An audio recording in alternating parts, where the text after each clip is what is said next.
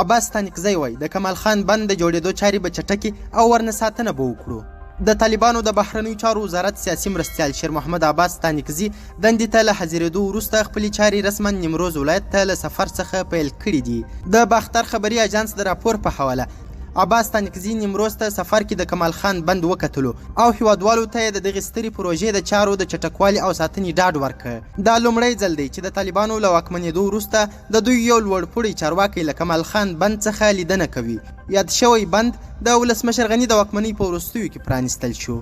ایران د کمال خان بند د جوړېدو شدید مخالف و او ویل کېږي چې د بند پر ضد یې ډېر بریدونه او ناامنۍ سمبالولې. ولسمشر غني له خپل حکومت سره د ایران د پردې تر شا مخالفت او طالبانو نه ملاتړ هم د کمال خان بند له کبله ګڼله او ویل یې چې د اوبو د مدیریت هڅې یې د سیمې هیوادونه نشي زغملی.